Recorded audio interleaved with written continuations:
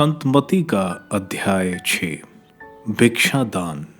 सावधान रहो, लोगों का ध्यान आकर्षित करने के लिए अपने धर्म कार्यों का प्रदर्शन ना करो, नहीं तो तुम अपने स्वर्गिक पिता के पुरस्कार से वंचित रह जाओगे।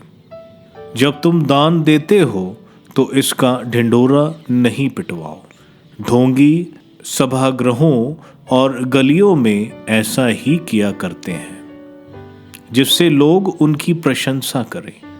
मैं तुम लोगों से यह कहता हूं, वह अपना पुरस्कार पा चुके हैं। जब तुम दान देते हो तो तुम्हारा बायां हाथ यह ना जानने पाए कि तुम्हारे दाएं हाथ क्या कर रहा है। तुम्हारा दान गुप्त रहे और तुम्हारा पिता जो सब कुछ देखता है तुम्हें पुरस्कार देगा। प्रार्थना। ढोंगियों की तरह प्रार्थना नहीं करो। वे सभागृहों में और चौकों पर खड़ा होकर प्रार्थना करना पसंद करते हैं, जिससे लोग उन्हें देखें। मैं तुम लोगों से यह कहता हूं, वह अपना पुरस्कार पा चुके हैं। जब तुम प्रार्थना करते हो तो अपने कमरे में जाकर द्वार बंद कर लो और एकांत में अपने पिता से प्रार्थना करो। तुम्हारा पिता जो एकांत को भी देखता है तुम्हें पुरस्कार देगा। आदर्श प्रार्थना। प्रार्थना करते समय गैर यहूदियों की तरह रट नहीं लगाओ। वे समझते हैं कि लंबी लंबी प्रार्थनाएं करने से हमारी सुनवाई होती है। उनके समान नहीं बनो, क्योंकि तुम्हारे मांगने से पहले ही तुम्हारा पिता जानता है कि तुम्हें किन किन चीजों की जरूरत है। तो इस प्रकार प्रार्थना किया करो। स्वर्ग में विराजमान हमारे पिता, तेरा नाम पवित्र माना जाए। तेरा राज्य आए। तेरी इच्छा जैसे स्वर्ग में वैसे पृथ्वी पर भी पूरी हो। आज हमारा प्रतिदिन का आहार हमें दे। हमारे अपराध क्षमा कर, जैसे हमने भी अपने अपराधियों को क्षमा किया है। और हमें परीक्षा में ना डाल, बल्कि बुराई से हमें बचा। यदि तुम दूसरों के अपराध क्षमा करोगे तो तुम्हारा स्वर्गिक पिता भी तुम्हें क्षमा करेगा। परंतु यदि तुम दूसरों को क्षमा नहीं करोगे तो तुम्हारा पिता भी तुम्हारे अपराध क्षमा नहीं करेगा। उपवास। ढोंगियों की तरह मुंह उदास बनाकर उपवास नहीं करो। वह अपना मुंह मलिन बना लेते हैं, जिससे लोग यह समझें कि वह उपवास कर रहे हैं। मैं तुम लोगों से यह कहता हूं, वह अपना पुरस्कार पा चुके हैं। जब तुम उपवास करते हो तो अपने सिर में तेल लगाओ और अपना मुंह धो लो, जिससे लोगों को नहीं, केवल तुम्हारे पिता को जो अदृश्य है यह पता चले कि तुम उपवास कर रहे हो। तुम्हारा पिता जो अदृश्य को भी देखता है तुम्हें पुरस्कार देगा। सच्चा धन। पृथ्वी पर अपने लिए पूंजी जमा नहीं करो, जहां मोर्चा लगता है, कीड़े खाते हैं और चोर सेंध लगाकर चुराते हैं। स्वर्ग में अपने लिए पूंजी जमा करो, जहां ना तो मोर्चा लगता है, ना कीड़े खाते हैं और ना चोर सेंध लगाकर चुराते हैं।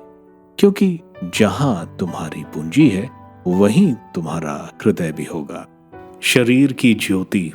आंख शरीर का दीपक है। यदि तुम्हारी आंख अच्छी है तो तुम्हारा सारा शरीर प्रकाशमान होगा, किंतु यदि तुम्हारी आंख बीमार है तो तुम्हारा सारा शरीर अंधकारमय होगा।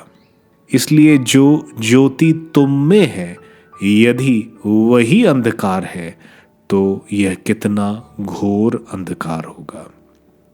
ईश्वर और धन। कोई भी दो स्वामियों की सेवा नहीं कर सकता। वह या तो एक से बैर कर और दूसरों से प्रेम करेगा, या एक का आदर और दूसरे का तिरस्कार करेगा। तुम ईश्वर और धन दोनों की सेवा नहीं कर सकते। ईश्वर पर भरोसा। मैं तुम लोगों से कहता हूं, चिंता मत करो, ना अपने जीवन निर्वाह की कि हम क्या खाएं, और ना अपने शरीर की कि हम क्या पहने। क्या जीवन भोजन से बढ़कर नहीं, और क्या शरीर कपड़े से बढ़कर नहीं। आकाश के पक्षियों को देखो, वे ना तो बोते हैं, ना लुनते हैं, और ना बकरों में जमा करते हैं, फिर भी तुम्हारा स्वर्गिक पिता उन्हें खिलाता है। क्या तुम उनसे बढ़कर नहीं हो? चिंता करने से तुम में से कौन अपनी आयु घड़ी भर भी बढ़ा सकता है? और कपड़ों की चिंता क्यों करते हो?